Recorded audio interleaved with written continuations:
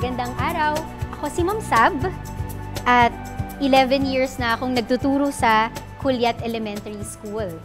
Pero dati, hindi Ma'am Sab yung gusto kong itawag sa akin, kung hindi Doktora Sab. Yan.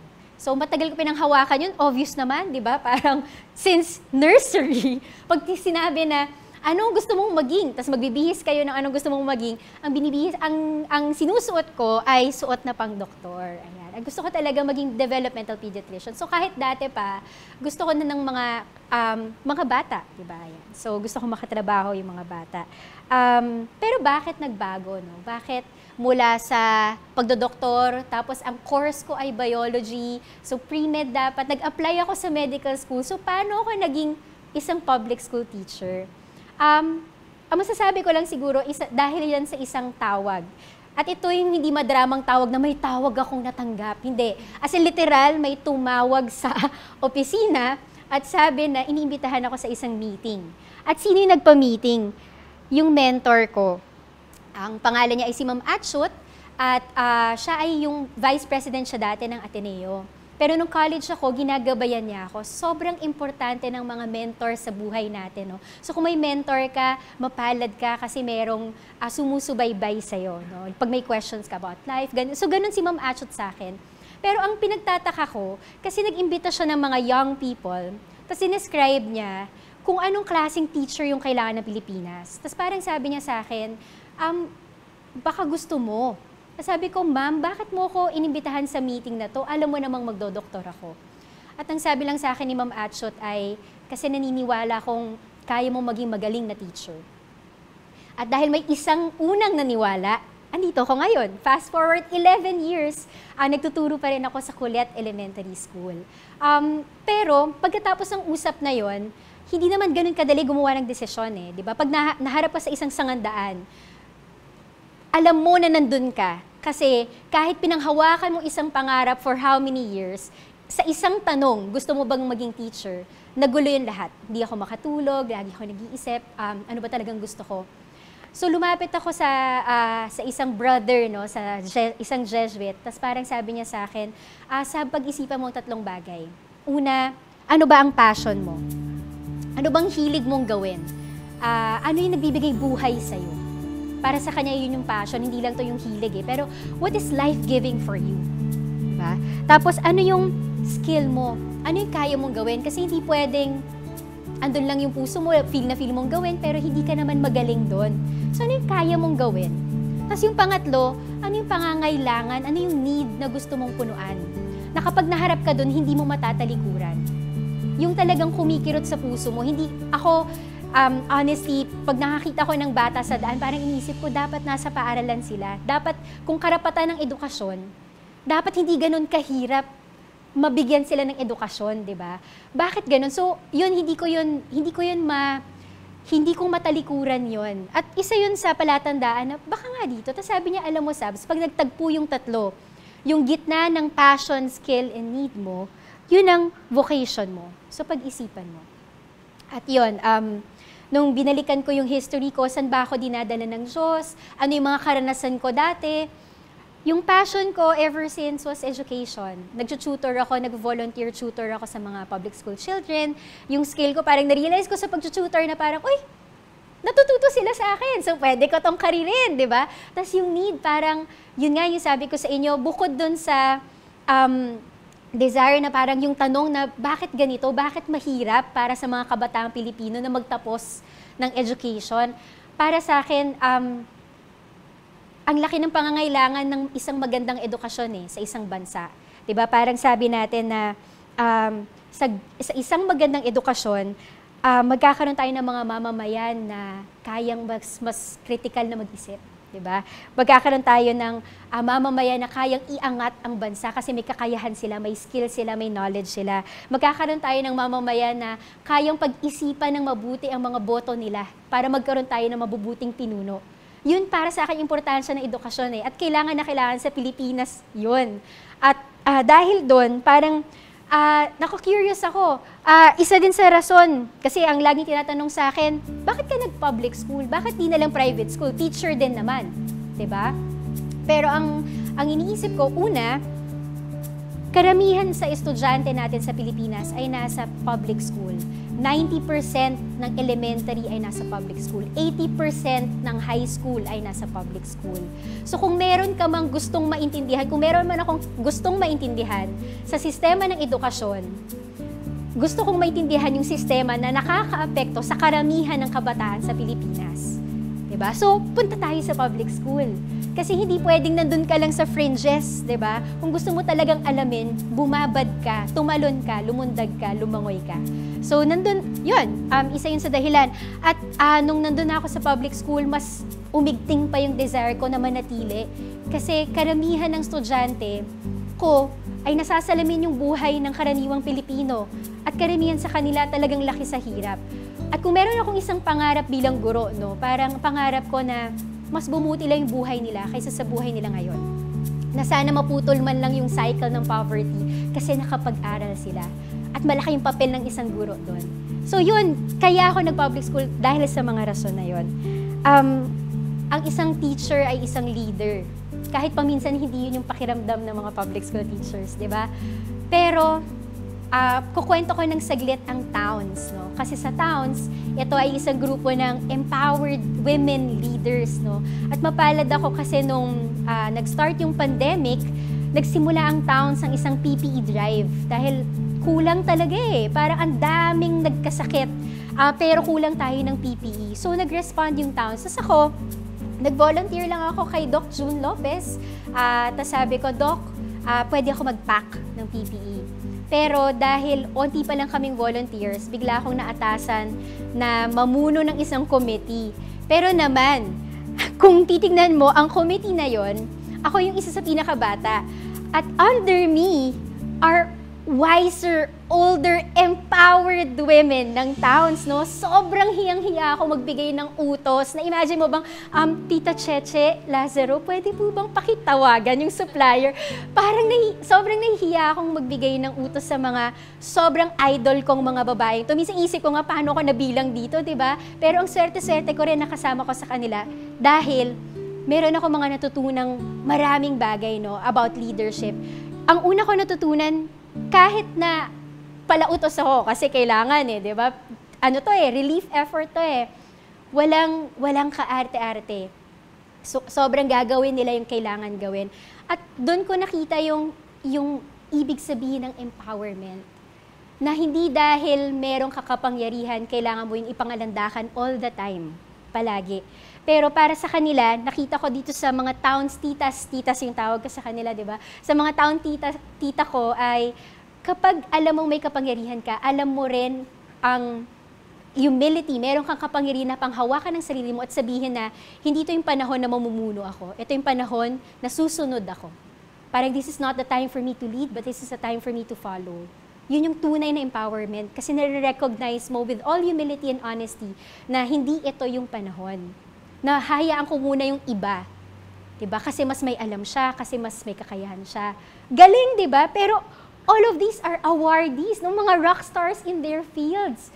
And to lead them was an honor. Because in leading them, I also learned a lot. I realized that ito yung best way to learn how to be the best teacher din. To learn from your students. So, ilang beses ko to laging sinasabi, totoong-totoo para sa akin ito, na ang mga estudyante ko nagtuturo kung paano maging isang mabuting guro. Kaya yung mga susunod kong kwento, hindi kung ano mga nabigay ko sa kanila, kung hindi kung ano ang binigay nila sa akin. Kasi sila yung best teachers that a teacher could have. Diba? So yan. So, ang favorite ko dyan, nung unang taon ko ng pagtuturo, nakikilakad ako sa mga estudyante ko. Kasi bago ko Gusto kong makilala yung mga estudyante ko. So, ang ginagawa ko, tuwing uwian, 6 o'clock, 6:30 kami matatapos, maglalakad kami mula Kulyat Elementary School hanggang intersection ng Tandang Sora. 30-35 minutes yon. At ginawa ko rin yun kasi maraming gangs sa Kulyat At yung ibang mga estudyante ko, inaabangan, tas binubugbog. So naisip ko, baka kung may teacher silang kasamang maglakad, mapoprotektahan sila. Tapos pangalawa, wala masyadong pamasahe yung mga estudyante ko. So naglalakad sila.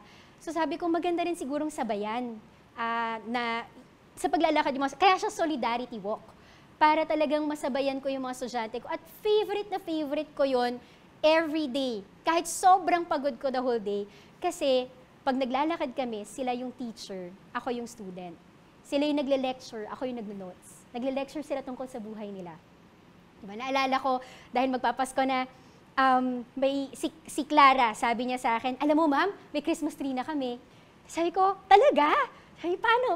Tapos sabi niya, kasi ma'am, nakahanap kami ng sirang payong. Tinanggal namin yung balat, tapos itinayo namin siya, nilagyan namin ng tali, tapos kumuha kami ng mga lumang styrofoam, tapos pinalibutan namin yon, tapos nilagyan namin ng ilaw, may Christmas tree na po kami.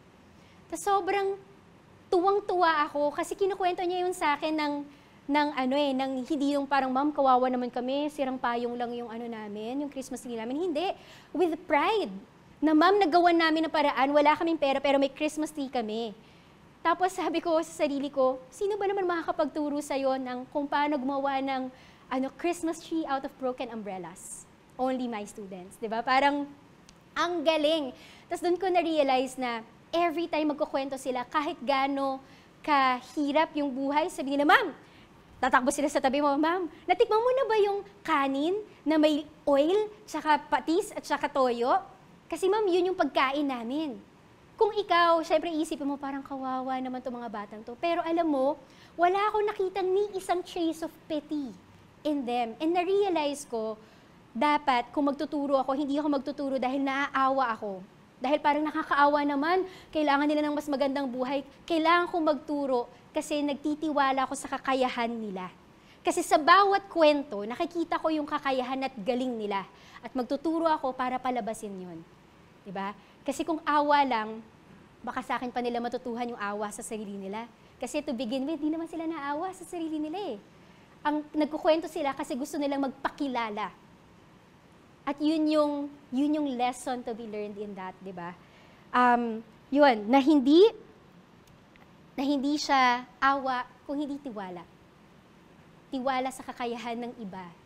Diba? At kung ano ang kaya mong magawa, para linangin yung kakayahan na yon, para gamitin yon, para mapaunlad sila. Yun ang contribution ng isang teacher. Sa tingin ko. Yan. Bukod sa leadership, no, ang daming tinuturo sa akin ng mga estudyante ko tungkol sa pagiging isang magaling na tao. Hindi lang magaling na teacher, iba pa yung sa trabaho lang eh. Pero tinuturuan ako ng mga estudyante ko araw-araw kung paano maging isang magaling na tao. Ano ang root word ng excellence? Excel, di ba? Pero ang salitang excel galing sa salitang accelere. At ang salitang accelere ay Latin, na ang ibig sabihin ay hindi, kasi pag sinabing excel, ang iniisip natin, umangat, di ba? Mataas, pinakamagaling. Pero kung titignan mo talaga yung ibig sabihin ng salitang accelere, to surpass, paghigit. And this gives us a different perspective of ano yung magaling. Di ba? Ano yung magaling? Hindi yung umaangat ka, kung hindi every time nilalagpasan mo ang sarili mo. At yun yung tinuro sa akin ng mga estudyante ko. Yung una, tatlong ibig sabihin para sa akin ng isang magaling, no? Batchmate ko sa town si Heidelin Diaz, at pakiramdam ko yung unang point ko, siya yung perfect example kasi pag nakakausap ko siya, hindi siya do your best. Yung parang gagalingan ko pa, silver medalist ako sa Olympics, I'll do my best. Hindi. Ang laging sinasabi ni Heidelin, I will do better. Kasi yung best, dead end yun eh. May hihigit pa ba sa best? Pero kapag sinabi mong better, meron at meron ka pang lalagpasan to surpass excellence. Diba? At yun para sa akin, no? Kaya si Heidelin, pag nag-uusap kami, training, parang hindi sapat na nakuha pa niya, pero hihigitan pa niya yung sarili niya para mas marami, mas mabigat pa yung kaya niyang bitbitin, diba? Hanggang sa mabitbit niya yung buong Pilipinas para sa medalya. Nakaka-proud, diba? Pero, etong point number 1 na to, excellence, which means to surpass, to paghigit. Ang nagturo din sa akin ito, sobra, ay isang estudyante ko, si Jason, yan. Si Jason, ang isa sa pinakamahirap naming estudyante. 10 silang magkakapatid, nawawala yung isa, hindi na nila mahanap, no? Halos lahat ng kapatid niya nakulong na, si Jason hindi. Si Jason natutulog sa daan. Barker. So, pang umaga kami, sa hapon, magbabarker siya hanggang madaling araw. At yung kita niya, kaya ayaw niya iuwi. Kasi addict yung tatay niya. Kinukuha yung mga nakuha niya para pangbili, di ba? Minsan nabubugbog din siya. Pero ang ginawa ni Jason, natutulog siya sa kalye, sa may Robinsons, para hindi magalaw yung pang-school niya. Kasi ang goal ni Jason ay makapagtapos. Gusto niya maging sundalo. Pero, yun nga, eventually, nakatapos si Jason, no? Ang reklamo sa kanya ng mga teachers, ay nako si Jason, yan yung barumbado, palaaway, sumasagot, palamura. Ganyan siya. Pero nung nalaman ko yung kwento ni Jason, na-realize ko, talaga naman. Kasi, sino ba namang hindi matututong, di ba, maging barumbado kung sa daan ka lumaki? Anong ba matuturo sa'yo ng daan? So, ang natutunan ko kay Jason, kailangan alamin mo muna kung ano yung background ng estudyante, di ba? Pero bakit si Jason na example ng do better? Kasi si Jason, nung nag-high school na siya at hindi ko na siya estudyante, 2 beses siya umulit ng grade 7. At itong pangalawa, tinanggal siya ulit. Kasi nga, ang tingin sa kanya barumbado, ganyan, pinagpahinga siya. May nangyari kasi, may aksidente. Tapos parang binlame si Jason, so pinagpahinga siya. Pero matagal kami hindi nag-keep in touch eh. Tapos all of a sudden, nagme-message sa akin yung ibang classmates na parang, ma'am, hinahanap ka ni Jason. Ma'am, hinahanap ka ni Jason. Eventually, nakita ko yung message ni Jason. Tapos sabi niya, ma'am, patulong naman, gusto ko po mag-enroll ulit. Kahit ALS lang. Tapos sabi ko, sige, gawan natin ang paraan. Yun yung bago mag-pandemic. Diba? Sige, i-enroll kita, Jason, diba? Sinubukan ko pumunta sa bahay nila, tapos parang inuudyo ko yung nanay niya na, ma'am, kunin mo naman yung grades ni Jason kasi hindi ako pwedeng kumuha, kayo po yung magulang. Pero hindi makuha-kuha, ganyan. So, nagdaan yung ilang buwan at dumating tayo sa pandemic, nakatanggap ako ng tawag kay Jason. Tapos parang sabi niya, ma'am, kumusta? Siya pa yung unang kumusta, di ba? Tapos sabi ko, Jason, nasaan ka? ECQ ngayon. Sabi niya, ma'am, nandito ako sa labas. Sabi ko, bakit? Kasi ma'am, ako lang yung pwedeng dumiskarte. Sabi ko, okay, saan ka natutulog? Dito lang po sa tabi. Kasi ma'am, yung pera, hindi na ako pinabalik ng barangay. Kung lalabas daw ako, wag na daw po akong pumasok. Kasi magkakadikit yung bahay nila eh, di ba? Sa urban poor communities, ganon. So kung magdala siya ng virus sa loob, patay. Patay tayo sa buong community. So hindi pinapabalik si Jason kung didiskarte siya. Ang gagawin niya, iabot niya yung pera, ibibigay sa barangay, para iabot sa pamilya niya. Ganon si Jason.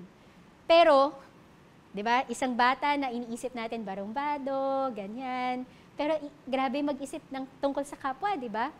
Tapos yun yung striving to be better, na parang, ma'am, every time tatawag, ma'am, na-enroll mo na po ba ako? Ma'am, na-enroll na po ba ako? Ma'am, lumabas na ba yung listahan ng ALS?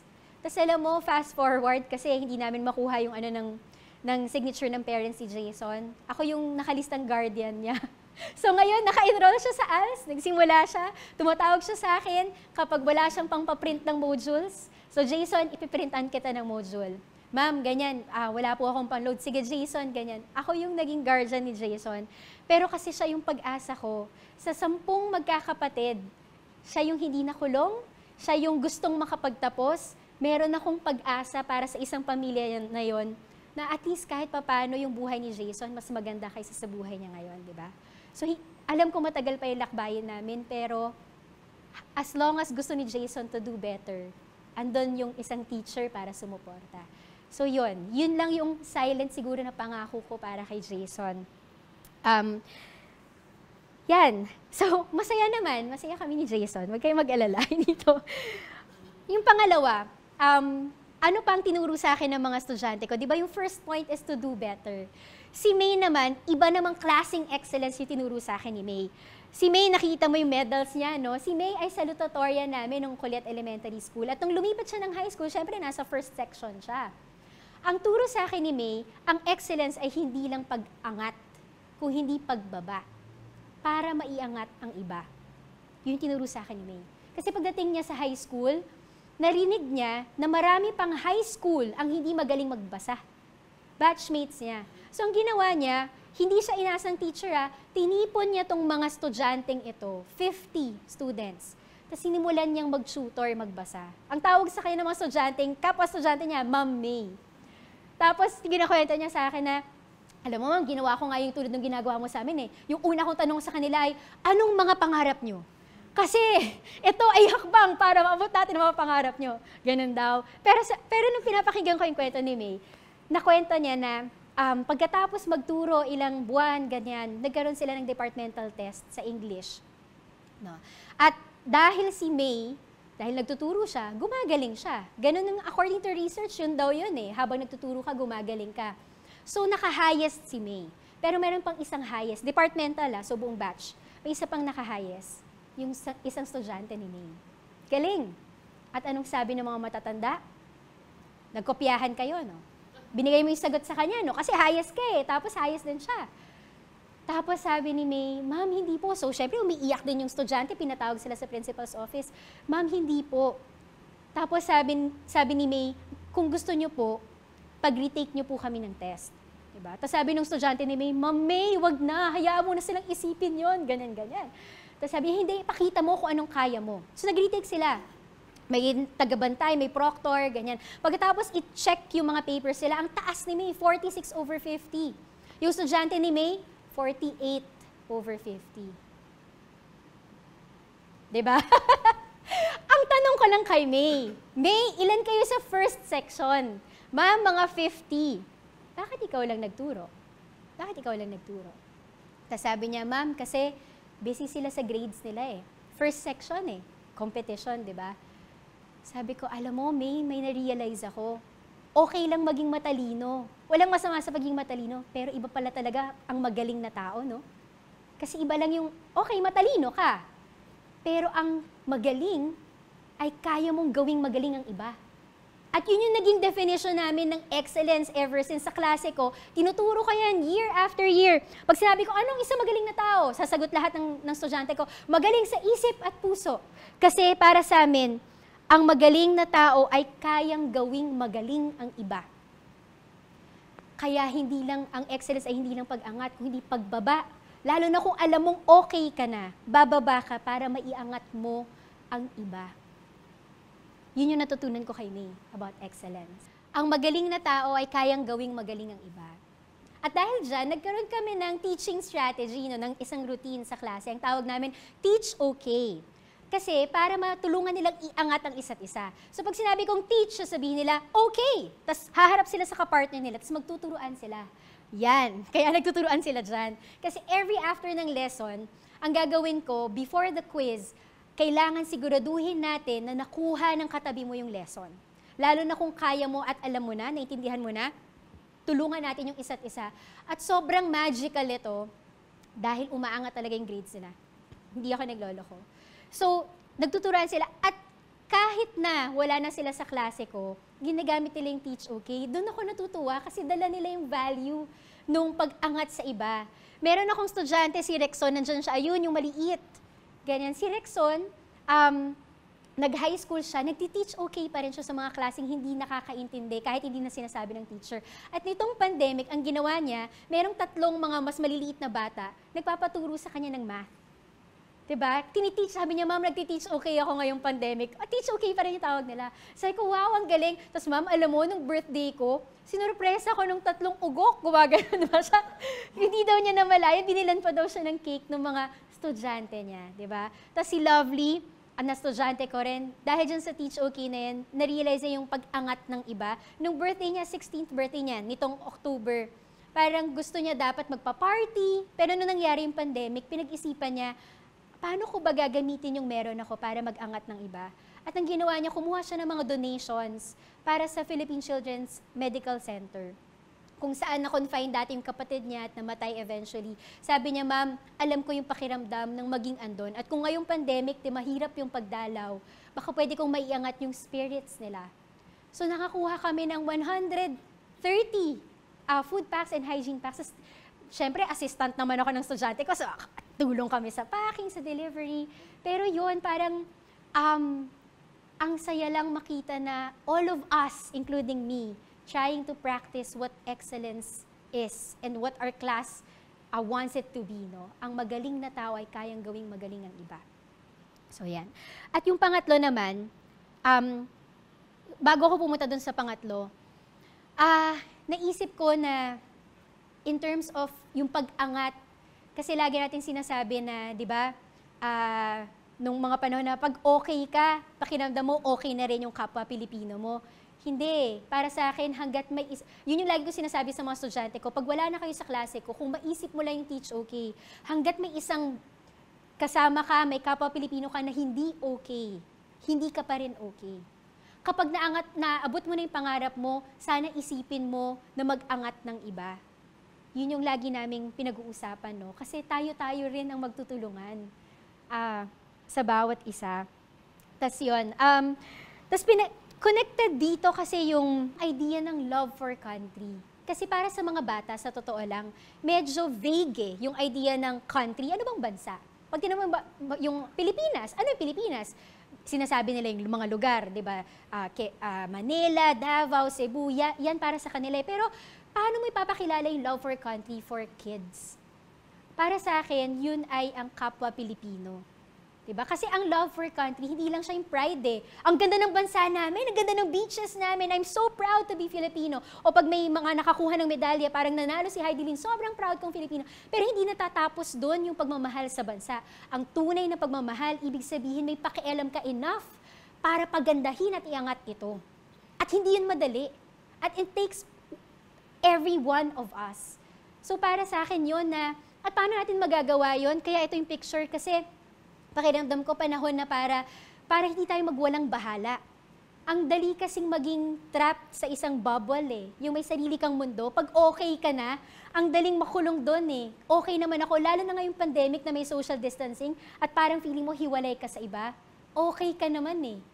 Bakit ko pa abalahin yung sarili ko sa mga nangyayari sa paligid? Pero hindi. Hindi ganun kasi yung pagmamahal eh. Ang pagmamahal may pakialam. Diba? Kukwento ko lang si Macmod. Kasi isa siyang pagkakamali na kung meron akong re-reviewin sa buhay ko, dito ako babalik sa puntong to. Nung puntong nakilala ko si Macmod. Kasi si Macmod, bully siya eh. Bully siya sa kulyat. As in, malaking bata, malaki yung bulas niya. Tapos pati teacher sinasagot niya. Pero si Macmod, matalino. Kaya niyang sumagot at araw-araw nandun. Yun nga yung nakakatawa, di ba, sa mga teachers. Kung sino pa yung estudyanteng nahihirapan ka, yun yung araw-araw pumapasok. So parang, di ba? So, hirap kami kay Macmod. Hanggang sa isang araw, sinabihan siya ng grade chairman na, alam mo, ayoko na makita yung pagmumukha mo dito. Mayabang si Macmod eh. So, hindi talaga siya nagpakita. Hindi na siya bumalik. And then, ilang taon pa makalipas, nakita ko si Macmod. Sa malayo pa lang, medyo kilala mo yung bata eh. Diba? Nagkita kami sa may burger machine, sabi ko, "Uy, Macmod!" Lumapit siya sa akin, nagyoyosi, "Ma'am, musta?" Ganun siya. "Ma'am," ganun. Tapos nakita ko, ang daming turok. Alam niyo naman ibig sabihin ng maraming turok, diba? Nagdodroga siya. Ito ay years before ng tokhang. At nung narinig ko yung tokhang, si Macmod yung una kong naisip kasi hindi ko mapapatawad yung sarili ko kung mabilang si Macmod sa listahan ng napatay dahil sa drugs, diba? Kasi kasalanan namin siya. At sabihin ko sa inyo kung bakit. Kasi nung nag-usap kami, sabi ko, "Macmod, hindi ka na babalik sa school." Eh, kasi ma'am, tas minura niya yung grade chairman. Tinanggal ako eh. Ngayon, matanda na ako, nahihiya na ako bumalik. Sabi ko, "Macmod, may ALS, baka gusto mong subukan." "Tingnan natin, ma'am. Tingnan natin." "Sige." Tapos hindi ko na siya nakita ulit. Tapos ang pinakatanong ko sa sarili ko, tama ba yung ginawa namin? Inalis namin tong batang to kasi yun yung mas madali para sa amin. Pero hindi ibig sabihin yun yung mabuti para sa kanya. Paano ko pinagtiyagaan namin? Paano kung mas may pakialam kami? Kasi kaya ganun yung bata kasi malamang wala siyang makuha sa pamilya niya eh, di ba? Kasi hirap makakuha ng pagmamahal at ng tiwala. Tapos iniwan pa maging ng mga teachers. Sobrang sama ng loob ko. Kasi para sa bawat drug addict, sabihin natin, di ba may mga tao magsasabi na, addict na yan eh, dapat nga tanggalin yan sa lipunan eh. Pero ang tanong ko, paano yan naging ganun? Paano naging ganun si Macmod? Kasi pinabayaan natin eh. Kasi hindi enough yung care and concern. Kasi ginawa namin yung desisyon na mas madali kaysa mas mabuti para sa kanya. At kung may babalikan ako, yun yung gusto kong itama. At ayoko na magkaroon ng pangalawang Macmod. Kasi natutunan ko kay Macmod, at ito na yung dala-dala ko, matapos ng experience na yon, ang batang pinakamahirap mahalin, ang siyang pinakakailangan ng pagmamahal. Ang batang pinakamahirap mahalin, ang siyang pinakakailangan ng pagmamahal. tingnan mo sa paligid mo, sino yung mga taong mahirap mahalin? Kasi baka alam mo, siya yung pinakakailangan ng kalinga, ng pagmamahal, na pag-intindi. Huwag tayong bibitaw sa mga tao. Yan ang tinuro sa akin ng mga estudyante ko. Don't ever give up on people. Diba? So, punta tayo sa pangatlong punto. Lagi nating sinasabi na ang excellence, di ba? Sa Tagalog, galing. Galing. Dun sa first 2 points, do better, galing din yon. Etong second point, no, na pag-angat ng iba, galing. Galing din ang tawag doon. Pero gusto kong kunin yung galing na ang ibig sabihin ay nagpapagaling. Healing. Di ba? Pag sabi may sakit ako magaling ka na ba? So nag-heal. At pakiramdam ko, yun yung pangalawang ibig sabihin ng galing. Na kapag nag-aangat ka ng iba, nagbibigay ka ng lunas sa kung anong meron sila, di ba, na hinaing. So yun, pero punta ako sa pangatlong ibig sabihin ng galing. Pwede mong sabihin ng galing sa ibang paraan, di ba? Galing. Galing. At pag-usapan natin yan, anong connection yan sa tinuro ng mga estudyante ko about excellence? Iko-connect ako siya sa salitang passion. Kanina pa natin binabanggit ang salitang passion. Yung life-giving, what is life-giving for you? Sabi nila, ang isang taong passionate ay bigay na bigay. Pero ano binibigay niya? Ano talaga binibigay niya? Pag tinignan mo ang nilaro mong salitang passion, makikita mo ang salitang, anong merong salita sa loob ng passion? Pass, at saka, kung hihiwalayin ko, pass on. Pass on. Anong binibigay ng isang taong passionate? Anong nasa gitna ng passing on? Ay, ang sarili. At pakiramdam ko, ito yung para sa akin ang ibig sabihin ng passion pagbibigay ng sarili. At ano ba tong sarili na to na binibigay natin? Sino ba tayo? Tayo ay isang collage ng halo-halo iba't ibang karanasan. Sabi nga natin, di ba, pinapasa lang sa atin itong mga karanasan na to. At kapag nakaharap ka sa iba, yun yung binibigay mo, yun yung pinapasa mo. Isang example, kaya ka marunong magmahal kasi may unang nagmahal sa'yo. You would never know love if you haven't been loved before. Diba? Kaya ka marunong magkalinga ng iba kasi may nagkalinga sa'yo. Kaya ka marunong maniwala sa pangarap ng iba kasi may naniwala sa pangarap mo. Kaya para sa akin, ang Tagalog ng passion, in some funny way, ay pasa salamat. Dahil nagpapasalamat ako sa lahat ng natanggap ko, I'm a collage of everything that I have ever experienced. I'm passing it on because I'm grateful. Passion, pasa, salamat. At alam mo, ulit, ano ba, pinapadaloy lang pala natin ang mga bagay sa mundo, di ba? At ano yung pinadaloy sa akin, no, galing sa mga estudyante ko? Alam mo, isa sa mga bagay na tinuro nila sa akin, generosity. Karamihan ng estudyante ko sa kuliat mahihirap pa. Pero nung nagkasakit yung kaibigan ko, malapit kong kaibigan, nagka-cancer siya. Kasing laki ng pomelo yung tumor niya sa lungs. Stage 4. Andun ako sa simula pa lang. Sinabi ng doktor na may cancer ka, nandun ako. Pero kailangan niya bumalik ng Zamboanga, no? Kasi wala na tayong magagawa, parang gano'n. So sabi ko sa klase ko, tumawag yung kaibigan ko, si Ate Divine, to sabi niya, Ma'am, Sab, hintayin na lang kita. Punta ka na dito, hindi ko na kaya. So sabi ko sa mga estudyante ko, September noon, class, kailangan kong umalis. I need to leave. Kasi hindi naaabot ng Pasko yung kaibigan ko, si Ate Divine. Tapos may nagtaas ng kamay sa likod ng kwarto. Tapos sabi niya, Ma'am, baka di mo na lang dalhin yung Pasko sa kanya. Sabi ko, anong ibig mong sabihin? Ma'am, ganito. Tapos pinagkukuha nila kung anong gamit meron sila, pang ipit, bracelet, binalot nila. Ginawa nila ng Christmas card si Ate Divine. Ginawa nila ng get well soon card. Hindi nila kilala si Ate Divine. Pero grabe yung sulat nila na parang, sana magpagaling ka kasi umiiyak ang teacher namin na si Ma'am Sabs. Pinagdadasal ka po namin na andito lang po kami, maging masaya. Be happy, tapos may smiley face, ganyan. Alam mo, dinala ko lahat ng regalong yon. Binuksan namin isa-isa sa harap ni Ate Divine. Ate Divine, may pang-ipit ka. Ate Divine, may bracelet ka. Ito yung mga batang halos walang pera pambili ng soup. Pero nagbigay sa isang taong hindi nila kilala. Grabe yung generosity. At dahil naipasa to sa akin, yung example, yung karanasan ko ng magbibigay ng mga estudyante ko, hindi ko yun makakalimutan. Kaya pag nakaharap ako at nagiging madamot ako, binabalikan ko yung karanasan na yun kasi parang wala akong karapatan maging madamot dahil naranasan ko kung paano magbigay sa akin ng iba. Gusto ko rin ikwento si Tita Tessie, no? Si Teresita Angsi, na isang Towns Awardee. So si Tita Tessie yung tawag ko sa kanya. Nakilala ko siya dahil nga doon sa PTE Drive. At ano ba yung naipasa sa akin, passing on ni Tita Tessie? Sobrang busy ni Tita Tessie, sobrang dami niyang ginagawa, pero isang tawag mo lang pag kailangan mo ng tulong, bigay. Sobrang simple lang din niya, lahat ng pera niya halos para sa iba. Ganon. At sabi ko, pagtanda ko, paglaki ko, parang di ba malaki, no? Paglaki ko, magiging ganon din ako, parang si Tita Tessie. Yun, so, passing on. At alam ko, na kapag nakaharap ako sa classroom, pagtap ako sa classroom, ang binibigay ko ay hindi lang kaalaman ko sa science at saka English, kasi science and English teacher ako eh. Kundi, the moment you step in the classroom, what you're giving is yourself. At the end of the day, tayo yung lesson. Makakalimutan nila lahat ng mga tinuro mo, chemical formula or kung ano man, di ba? Pero hindi nila makakalimutan kung sino ka sa buhay nila. We are the lesson. At siguro maganda pag-isipan, no, bilang isang youth leader, ano yung gusto mong maipasa sa iba? Ano yung mga naipasa sa'yo na gusto mong maipasa sa iba? Kasi sa dulo ng buhay na to, yun lang yung maiiwan eh. Wala ka, pero yung naipasa mo, mananatili. So, pag-isipan natin siya, di ba? So, to sum up, meron tayong 3 punto tungkol sa pagiging isang magaling na tao na natutunan ko sa mga estudyante ko, di ba? Una, galing. Choose to do and make things better. Galingan mo. Paghihigit, di ba? Pangalawa, pushing others up. Yung galing na nagpapagaling, nagbibigay ng lunas. At yung pangatlo, galing.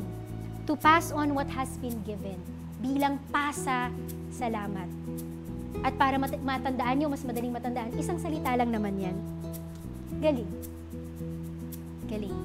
At dito tayo magtatapos, no, na subukan natin isabuhay yung pagiging isang magaling na Pilipino. Para sa dulo ng iisang buhay na to, at least masabi man lang natin na we've left this place a little better than when we found it. Na itong buhay na to nagamit mo para pagandahin ang mga nasa paligid natin. No? Dumating ka, mas maraming sira. Baka sana pag alis mo, medyo mas marami nang naalis. So yun. So maraming salamat sa oras at sa panahon sa pakikinig.